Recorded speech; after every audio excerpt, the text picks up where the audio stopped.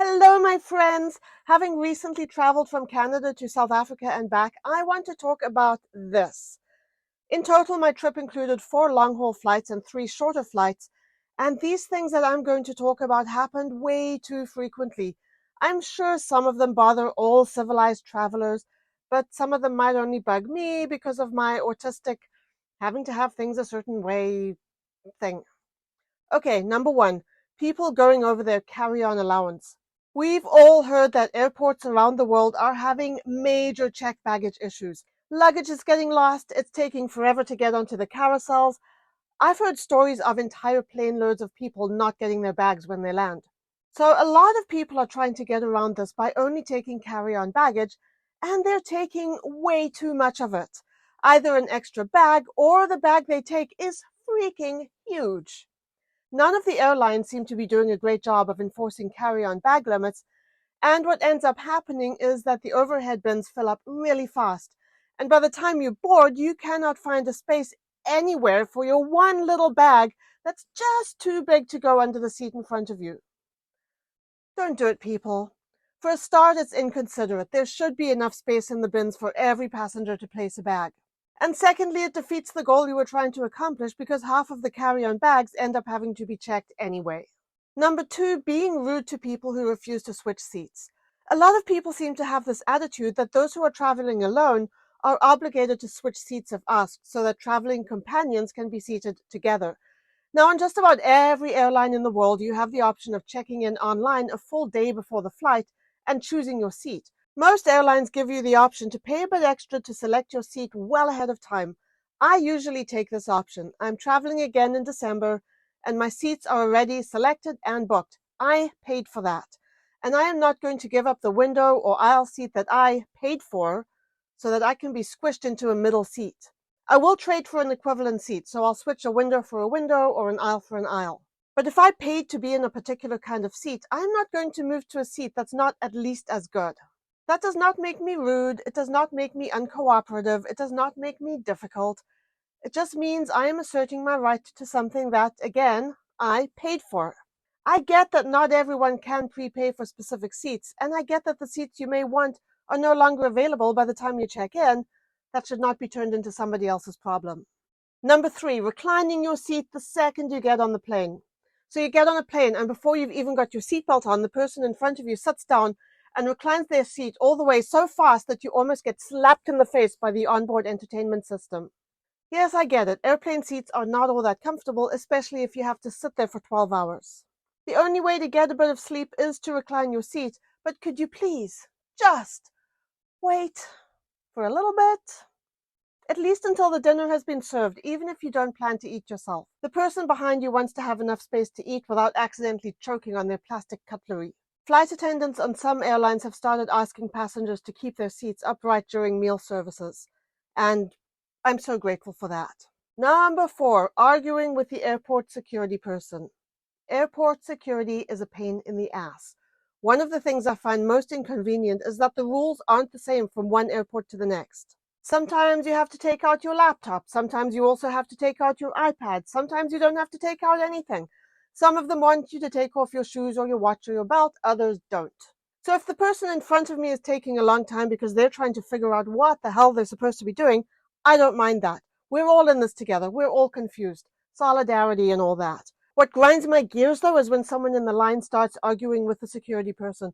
I don't see why I have to take my laptop out of the bag.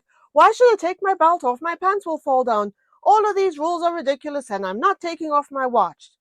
Just do what you're being asked to do so the rest of us can get through security and move on.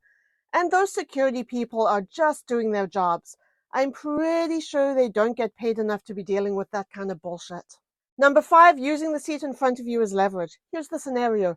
The airplane is cruising, the meal service is over, your meal has been cleared away, and you've just gotten settled. You've picked out a movie to watch, you're reading a book, maybe you've even drifted off to sleep. And the person sitting behind you gets up to go to the washroom, and they pull themselves up using the back of your seat. And you find yourself suddenly being pulled backward, and then when the person releases the seat, you shoot forward quickly enough to get whiplash. I'm sure this would be uncomfortable for anyone, but for my autistic self, it is sensory hell to have my body yanked around like that. It's like I lose my sense of where I am in space. It's such a disconcerting feeling for me that for most of my flights, I book seats that don't have a seat behind them, so right up against a wall or partition.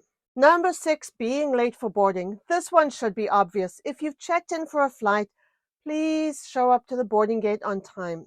If you've checked a bag and you haven't boarded the plane, the airline and all of its passengers will wait for you. If you don't show up to board, ground staff will have to go through all of the bags that have been loaded onto the plane and identify which bags belong to you so they can get them off the plane. They do this for security reasons because they don't want unaccompanied bags to be on the plane. That takes time. Everyone on the plane just wants to get going. The passengers, the flight attendants, and the pilots. Number 7, trying to force a conversation with an unwilling passenger. If you're an extrovert and you strike up a conversation with a fellow passenger who is happy to chat, great! If the person sitting beside you is wearing earbuds or reading a book, they probably don't feel like engaging in conversation, and you shouldn't try to insist on it.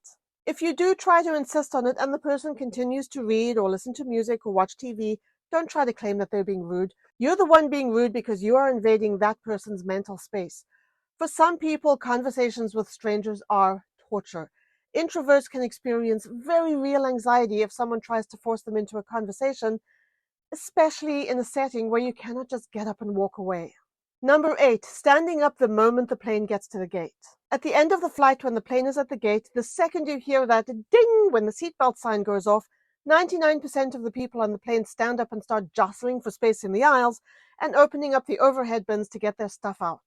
You might be thinking that this doesn't impact people like me who choose to stay seated, but do the math. At every row, you have 4 or 5 people trying to fit into an aisle that's barely wide enough for one. Where do all those people go? They are forced to encroach into the space of the people who have stayed seated, and they're trying to wrestle their oversized bags out of the overhead bins from an impossible angle. If I had $1 for every time I've almost been brained by bags falling out of the overhead bins, I'd be able to afford my own private jet. Standing up the second the plane stops is not going to get you off the plane any faster. I will say this. When I flew domestically in South Africa, the flight attendants required passengers to stay seated. If you tried to stand up, you would be ordered to sit. And the flight attendants moved through the cabin, letting 2 rows disembark at a time. It was orderly, no one was at risk of getting their head smashed in by someone's bag, and I think it was quicker than the mass chaos that you usually see. If any airline employees are watching, I 100% recommend this approach. Number 9, standing almost on top of the baggage carousel. So now you're off the plane. Yay! You've gone through passport control, now you just have to get your checked bags. So you grab a cart and join 300 of your closest friends at the carousel. Now the bags haven't even made it off the plane yet, but you and your cart are right up against the carousel, leaning forward so you can see all the way down, even though the carousel isn't even moving. So anyone who is standing further down than you are has no hope of being able to see or pick up their bags when the luggage starts coming out. It's not necessary to stand right on top of the carousel in order to get your bags. Everyone should stand back a little so that the people who do see their bags can quickly step forward, grab their bags, and step back again. And if it is obvious that a fellow passenger has seen their bag, please move back a little to give them space to pick it up. Number 10, not getting out of the way once you have your bags. While we're on the subject of baggage, here's the scenario that happened when I returned to Canada a couple of weeks ago. I was with my son and we had 4 checked bags between us. The baggage handling situation in Toronto is a bit ridiculous right now. And the bags only started coming out onto the carousel 2 hours after landing, and they came out on a different carousel to the one indicated on the display boards. People were tired, people were cranky, everyone was impatient. I had been traveling for about 35 hours at this point, and I just wanted to get the hell out of there. I was not right in front of the carousel. There was a layer of people in front of me waiting to get their bags, and I had to wait for them to move on so I could move forward. But when they got their bags and loaded them onto their cart, they then took their sweet-ass time opening handbags, putting passports away, digging for phones, taking off jackets and shoving them into bags. Once you have your bag, you need to move away from the carousel. You don't even have to go far. Just step back so other people can step forward and do all of your faffing around when you're out of everyone's way. So those are my 10 things that airplane passengers do that annoy me. Do you agree with me, or am I just getting salty in my old age? What are your travel pet peeves? Let me know in the comments. If you want to see what it was like traveling during the height of the pandemic, watch this video right here. I'll see you all next time. Remember, live your best life and be kind. Bye!